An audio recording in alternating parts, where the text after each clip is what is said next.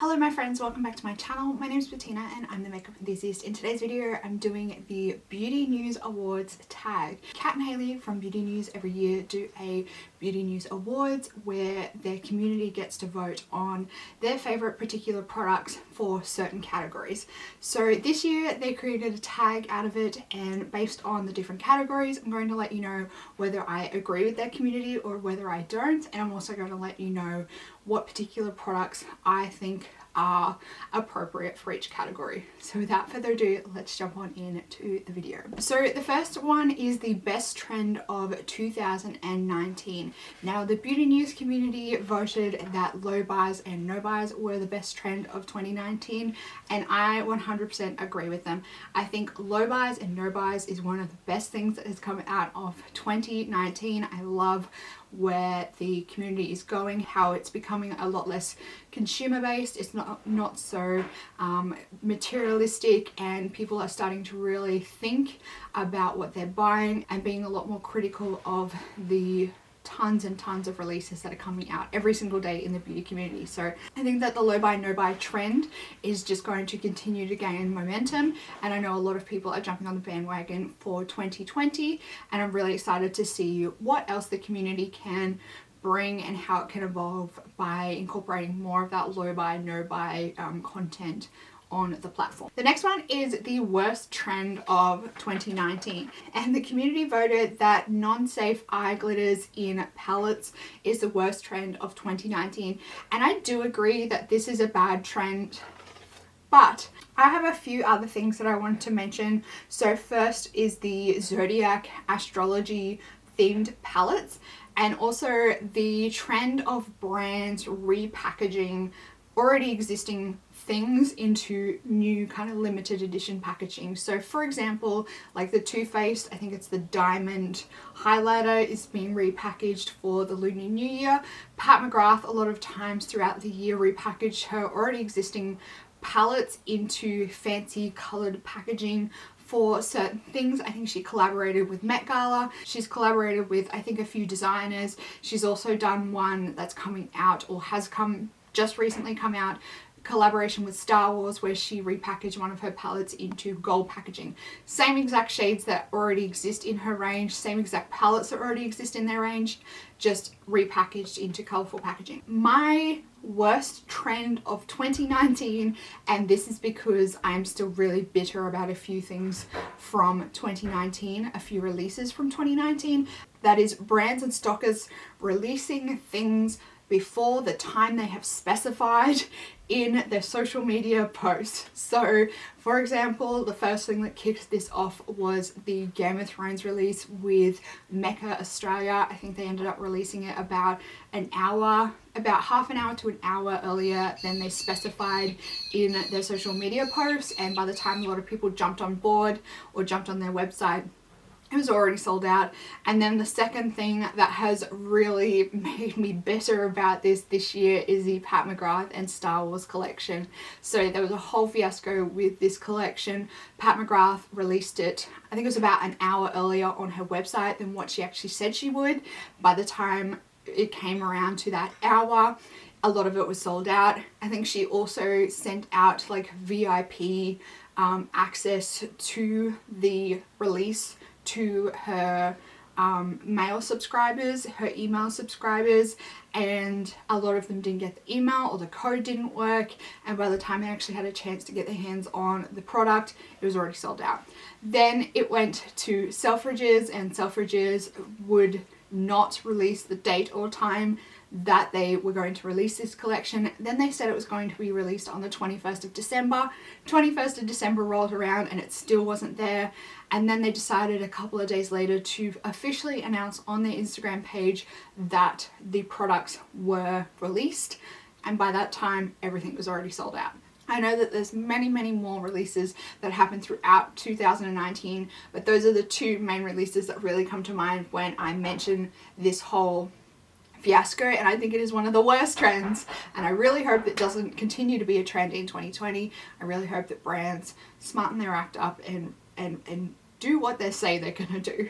The next one is the best palette of 2019, and the community voted that the Tati Beauty Textures Neutral Volume 1 palette is the best palette that was released in 2019. Do I agree? No. I have that palette. I actually got it for Christmas. I haven't tried it yet, but I don't think it's going to be the most amazing palette that I've tried this year. For this particular category, I'm going to go with the Melt Amore Turno palette. So there was the Muerte palette and the Vida palette. Now, I haven't actually tried these palettes. I still want to get my hands on them. But I think overall, as an overall concept and design and thought process behind these palettes, I think that really was well thought out, well designed. There's a lot of emotion and passion behind those palettes. I really think that the packaging was designed beautifully. I think the colors were well thought out, and I really like how they go together as like one skull, and then you can also have them separately, and it's just a beautiful collection. Like I said, I haven't actually tried the formula. I've heard really mixed things about the Melt formula. People either love it or they hate it, but I think it was a really beautifully designed palette. Next is the worst palette of 2019, and the community voted that it was the Morphe and James Charles mini palette, and I 100% agree on this because it is purely a cash grab. It is so obviously a cash grab that it really deserves to be voted the worst palette of 2019. It just is so lazy for a collaboration, and I can't stand when brands do collaborations like this, so I think it well and truly deserves to be on this list. Next is the most unique release of 2019, and the community voted that the most unique release is Hollow Taco Polishes, and I think that the owner, Christine from Simply Nailogical, she is an awesome chick. I really am enjoying her videos at the moment, but I don't think holographic nail polishes is the most unique thing that I've ever seen.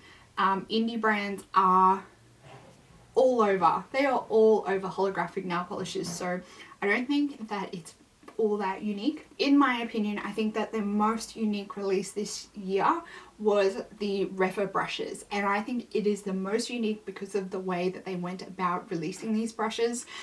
This whole brand really focused on doing a lot of market research, getting a lot of feedback on the brush designs and how people wanted their brushes, and I think it's done them wonders. I think the way that these guys have gone about doing this creating the structure of this particular brand is absolutely phenomenal, and I think it's really done them wonders in terms of what they've done, and in terms of selling their products as well.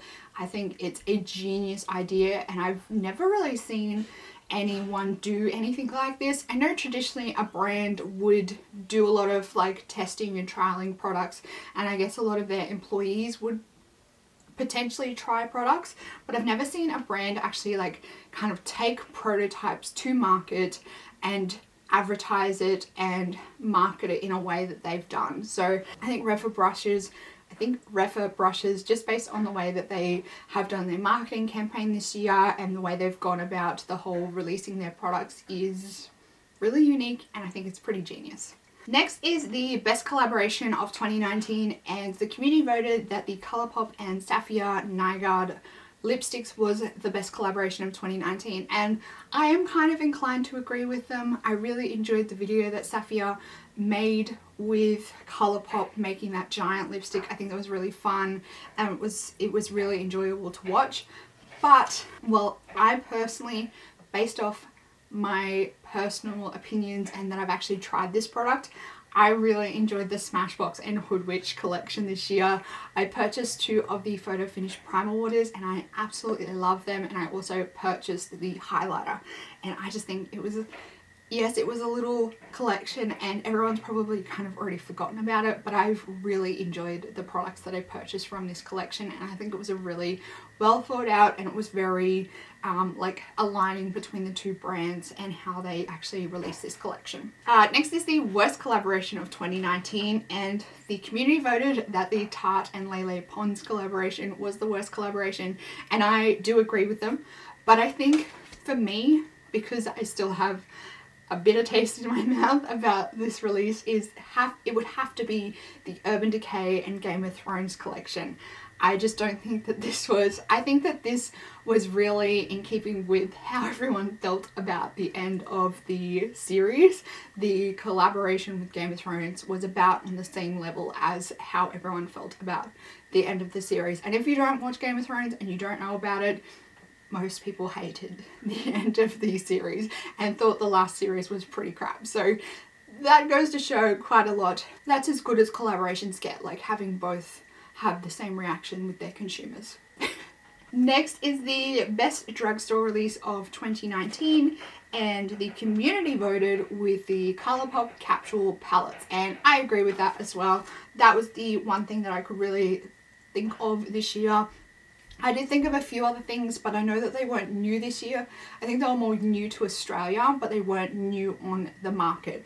So I ended up purchasing a few of the Colourpop 9-pan monochromatic palettes. I have ended up getting the blue, the purple and the green, and they are really cool little capsule palettes. I really enjoy the whole concept. I love how Colourpop have kind of like brought the whole rainbow out in those 9-pan eyeshadow palettes. So I think that's done really well, and I love how it's kind of started a trend of smaller, more capsule palettes, and I really enjoy how Colourpop has started that trend. Next is the best high-end / luxury release of 2019, and the community voted again for the Tati Beauty Textured Neutrals Volume 1 palette, and to be honest, I don't really think that that is high-end. I mean, for me, being an Australian, it does end up being quite expensive, but I think when you compare this to something like what is on my list, and I think what's on my list has a lot more of a luxurious feel about it, and it is the Lisa Eldridge lipsticks that were released this year. Lisa Eldridge just has super luxe packaging. She knows how to make things look really luxurious and classy and refined, and I think that's why, in my opinion, she has come out with the best high-end release. And when you convert these to Australian dollars, these lipsticks are so expensive, like so bloody expensive. So I think that they definitely, for us Aussies, have that high-end price tag. Next is the best indie release of 2019. Once again, the Beauty News community voted for the Holo Taco polishes. I don't think that the Holo Taco is all that revolutionary, and I think people that are voting for those things really need to try some more indie brands. My best indie release for 2019 is the Cliona Cosmetics Stained Glass collection. These are pressed multi-chrome eyeshadows. I think that these were quite new to the industry, and I really enjoy how they've really taken off for Cliona, and I think because of the success recently of all their stained glass products and how their brand's really gaining momentum, it's really good to see that they are able to like grow a bigger warehouse and facility, and like be able to make the products a lot quicker and get them out to the consumers a lot quicker. So really think that the stained glass collection was an amazing release this year, and I think that going forward, I'm excited to see what Cliona release. I know that they're planning on adding more colors to their collection, so very excited to see what the future holds for Cliona Cosmetics. Next is best overall brand, and for that one, everyone voted for Colourpop. Colourpop is a pretty cool brand, and after watching the documentary on Netflix, Broken, if you haven't watched that already, I highly recommend watching the first episode. I don't hate Colourpop as much as I used to. I think a lot of people were under a lot of misconception about Colourpop, and I do think that that series really opened people's eyes to how they actually run their manufacturing and warehouse. And we see a lot of times that they're releasing a lot of stuff on Instagram, and every single day they seem to come out with a new release, but it seems, at least the way that their brand was perceived in that series, that they're not actually making and purchasing like thousands and thousands of all these palettes. They're actually kind of almost making them to order. So I think that that makes it a little bit more stomachable, in my opinion, that they don't have warehouses and warehouses of a lot of stock. They kind of make more capsule stock amounts for each product, and then once they sell out, because they have their own in-house manufacturing plant, they can make things as the demand comes out or as they go out of stock. In saying that, my best overall brand for 2019 is Kaleidos Makeup. Now, I absolutely love their Futurism palettes. I think they're some of the best palettes I tried this year. I really love the concept, I love the brand concept, and I love how everything that the brand's released so far is really in keeping with their brand. It's really on brand for them. So I really think that Kaleidos Makeup were the best overall brand of 2019. The worst overall brand of 2019, and the community voted for Jaclyn Hill Cosmetics. And I do agree that Jaclyn Hill Cosmetics had a very bad start to the year with their whole lipstick range, but I don't think that the brand was, yes, it's a complete fail, but I think after her release of the highlighters recently, they are getting very good reviews, and I haven't seen anyone complain about any foreign objects in the highlighters. So I think that she kind of has learnt from the experience of the lipsticks, and I think we could probably pass that off as like beginner's bad luck. I know Jaclyn Hill has a lot of bad history when it comes to like her makeup releases. Her collaborations that she's come out with in the past haven't always been the most successful, but I think in terms of her brand and probably trying to cut costs and different things like that, she probably didn't go with the best manufacturing plant for her brand, and it wasn't a good way for her brand to start off with. I though think that after her highlighters, she seems to be somewhat redeeming herself. So I am not going to completely kick it to the curb, and my vote is for House Laboratories. And I am just voting for this because I really like Lady Gaga, and I was so hopeful for this brand having her name attached to it. I thought it was going to be really unique and innovative and something different, and it's not. There's cream shadows, which I don't really use all that much, and she's just recently released a eyeshadow palette, and to me it's very bland and very boring, and I was expecting a lot more from Lady Gaga. To me it just kind of feels like that she was offered a lot of money to put her name against a brand and didn't really look further into it. She is just happy to endorse a product because she's getting the high price tag.